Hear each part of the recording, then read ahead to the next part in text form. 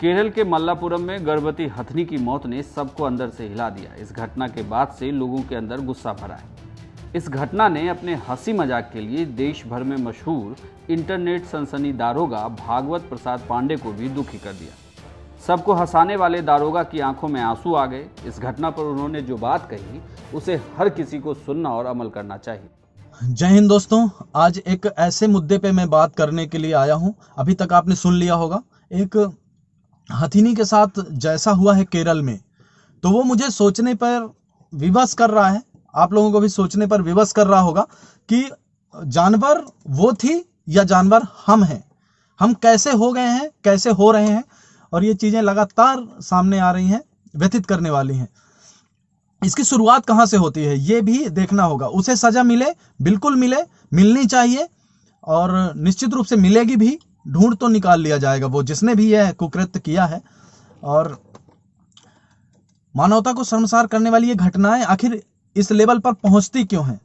इसलिए पहुंचती हैं कि जब बच्चे छोटे लेवल पे खेलते कूदते समय पशुओं के साथ दुर्व्यवहार करते हैं, तब हम उन्हें क्या रोकते हैं? आपने सोचा कभी ये अपने आप से पूछा? रोकते हैं क्या? आप अपने आप से पूछिए। मुझे इसका उत्तर देने की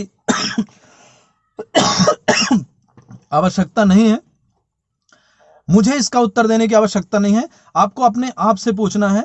जब हम बच्चों को देखते हैं कि वो जानवरों के साथ दुर्व्यवहार कर रहे हैं, कुछ ऐसा कर रहे हैं कि कभी उनकी पूंछ में कुछ बांध देंगे, पटाखे वगैरह बांध देंगे, या तो उनकी पूंछ पकड़ करके उनको घुमा करके फेंकेंगे। ऐसे वीडियोज भी कभी कभी आते रहते हैं। तो क्या हम और उनको पत्थर मारेंगे, छोटे पशुओं को पत्थर मारेंगे, पक्षियों को पत्थर मारेंगे, क्या उस समय पर हम इसको एक छोटी घटना मान करके, बच्चों का बचपना मान करके उन्हें क्या ये छूट देते हैं? क्या आप सोचिए, ये क्या हम उन्हें छूट देते हैं? हाँ, देते हैं।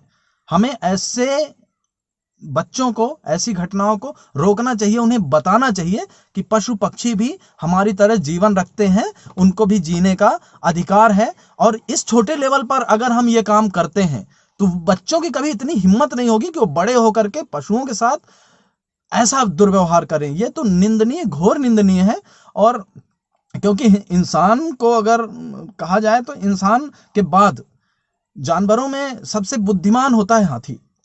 इंसान भी एक जानवर ही है, और ऐसी हरकतों से तो उसने साबित कर दिया कि जंगली जानवर उससे अच्छे होते हैं। तो इतने हाथी सबसे बुद्धिमान जानवर माना जाता है।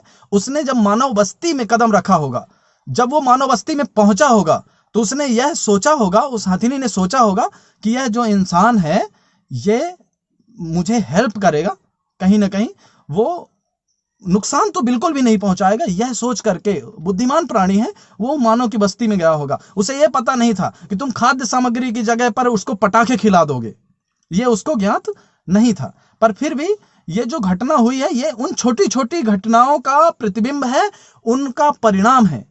तो मैं यही कहूंगा, ये जो घटना हुई है, ईश्वर उस जानवर की मृतात्मा को शांति दे, और जल्द से जल्द जो भी है इसके पीछे का अपराधी वो पकड़ा जाए और उसको कड़ी से कड़ी सजा मिले। लेकिन एक अपील मैं आपसे भी करना चाहता हूं कि आपके मोहल्ले में जब कोई पत्थर मारता हुआ दिखे किसी पशु पक्षी को, जब कोई उनकी पूंछ पे पटाखे बांधता हुआ मिले, या तो उनकी पूंछ पकड़ करके उनको घुमा करके फेंकता हुए मिले, तो आपको वहां पे अपना फर्ज निभाना होगा। अगर आप उसको मना नहीं कर सकते हो तो आपको इस घटना पे दुखी होने का भी कोई अधिकार नहीं है। इस बात को आप अपनी स्मृति पटल पे अच्छी तरह से रख लीजिए। आप हो सकता है असहमत हो, सहमत हो, मुझे नहीं पता।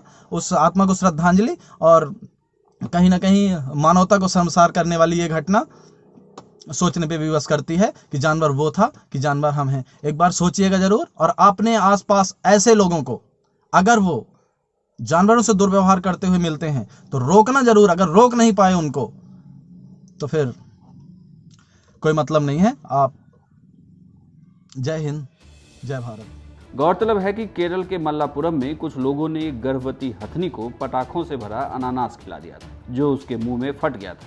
3 दिन पानी में खड़ी रहने के बाद उस हथनी ने इस दुनिया को अलविदा कह दिया था।